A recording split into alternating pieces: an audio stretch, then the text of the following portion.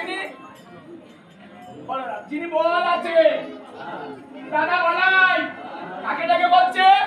বলাইকে। মানুষ যখন মারা যায় তার দেহ থেকে যখন প্রাণটা বেরিয়ে যায় তার পূর্বে কে যায় জানেন? মানুষ মারা যাওয়ার পূর্বে আগে কে চলে যায় জানেন না? কেউ জানেন না? ওটা জানা নেই এখনো? আপনাদের গুরুদেব শিক্ষা দেয়নি এখনো? তাহলে তত্ত্বটা জানবেন কোথায়? তত্ত্ব জেনে ভজে তারে কৃষ্ণ না হিতে যে আর সকল মরে অকারণ। ভাগবতের পঞ্চম স্কন্ধে পঞ্চম অধ্যায়ে বলছে বিনা উপদেশে মন্ত্র শিষ্য নারী হয়, গুরু শিষ্য নরকে যায় দাঁড়িবে নিশ্চয়। যদি গুরুদেব মন্ত্র দেন উপদেশ না দেন তাহলে গুরু এবং শিষ্য উভয় নরকামী হয়। কানে দিলাম ভূ আর পয়সার করলাম দু। দীক্ষা হয় না। জ্ঞান দীক্ষা শব্দের অর্থ হচ্ছে জ্ঞান। যদি জ্ঞানটাই না হবে তাহলে আমরা দীক্ষা নিয়ে তো লাভ হয়। এই যে তত্ত্বগুলা শিখাবেন কে? গুরুদেব। যদি আপনাদেরকে প্রশ্ন করা হয় বলুন তো সন্ধ্যা কাহাকে বলে? গুরুদেব দীক্ষা দিয়ে বলেছেন সন্ধ্যা আহ্নিক জপ করো, বলে নাই? সন্ধ্যা শব্দের অর্থ কি? সন্ধ্যা কাহাকে বলে? সন্ধ্যা কিভাবে হয় জানেন না? জানেন না?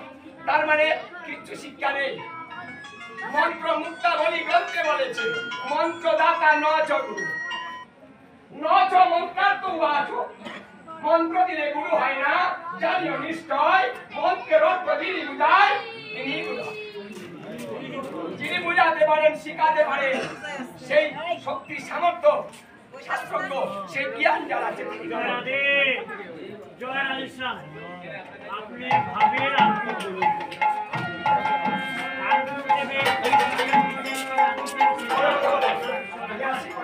আপনার ভাবে আপনি বলুন আপনি যে গ্রন্থ থেকে বলছেন সেই গ্রন্থ থেকে। আমাদের সমাজটা কেন ভালো না জানেন? আমাদের সমাজে কোন নির্দেশ কাউকে শিক্ষা দেয় না কিচ্ছু, কিন্তু কেউ শিখাতে চাইলে ওটার মধ্যে ভেটু দিই। এটা হলো আমাদের সমাজের দুর্বলতা। আর এই কারণে আজকে আমরা পিছিয়ে পড়েছি। আমরা পিছাবো না, বলে যাবো এখন বলে যাবো।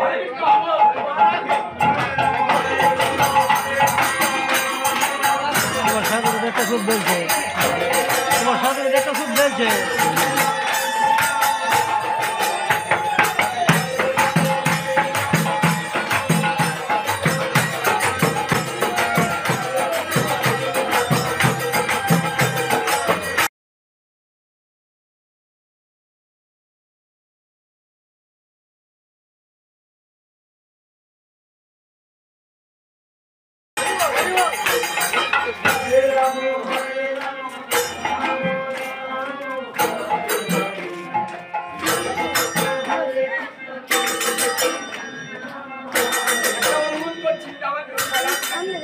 আমি নামলে করে উপদেশ দিবেন, এখানে আপনাকে কেউ উপদেশ দিবেন আমার ভুল হতে হবে।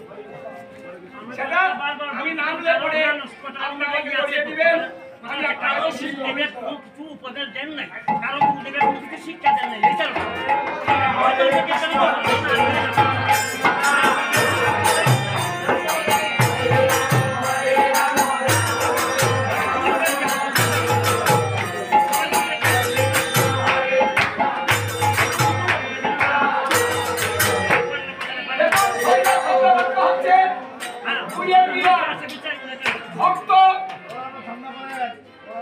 ভক্ত এবং ভগবান যখন দুই মিলন হয় তাহাকে সন্ধ্যা বলে, ওটাকে বলে ত্রিসন্ধ্যা।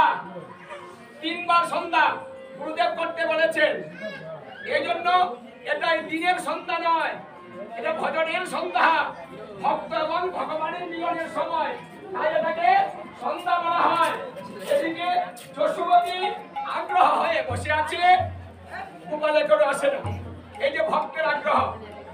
আর ওদিকে আপনারা রেডি হন। আর এদিকে শ্রীকৃষ্ণ ভক্তের আগ্রহ দেখে অনুগ্রহ করতে ইচ্ছে করবে। একজন ভক্ত যত আগ্রহ দেখাবে ভগবানের অনুগ্রহটা ততই হবে। এটা ভক্তির উপরে নির্ভর করে কৃপা হবে না হবে। ব্রহ্মা বলেছিলেন আমি চতুর্বেদের বক্তা, কিছু কিছু শিখতে পারি। আর মানুষ দু চারটা গ্রন্থ পড়ে বলে আমি সব জানি। আসলে আমার মহামূর্খ কিচ্ছু জানে না, তাই আমি এদের সঙ্গ করবো না। ভগবানের কাছে আত্মসমর্পণ করে ব্রহ্মা এই কথাটা বলেছিলেন ব্রহ্মাণ্ড পুরাণ। দেখুন আমাদের শিখানোর জায়গা নেই, বলার জায়গা নেই। আজকে আমরা গুটিয়ে পড়েছি, তাই বলবো কোন প্রতিষ্ঠান নেই আমাদের শিখানো। তাই আমরা সুযোগ পাই যখন কীর্তনে আসি, সেখানে দু চারটা কথা বলার সুযোগ পাই। কেউ যখন শিখায় না, আমি নিজের গায়ে অপরাধ নেই নিয়ে তারপরেও দুটা কথা বলি। যদি এখান থেকে একটা কথাও দুর্বলন করে বৈষ্ণব দূষণীতে বলা হয়েছে, যদি একটা কথাও কোনো ব্যক্তি সাধুগুরু বৈষ্ণবের মুখনিসৃত বাণী একটা কথাও পালন করে, যমরাজ বললেন হে যমদূতগণ তার কাছেই তোমরা যেও। একটা কথা বৈষ্ণবের এত দাম, তাই এখান থেকে যদি একটা কথাও কেউ পালন করে আমাদের কীর্তনের সার্থকতা হবে। অনেক বছর হচ্ছে আপনারা কীর্তন করছেন, এখনো আচরণ নেই। প্রসাদ কাহাকে বলে আমরা তো এসেছি দেখছি, হচ্ছে না কেন? কারণ একটা শিক্ষা দাও। তোমরা এসে বলো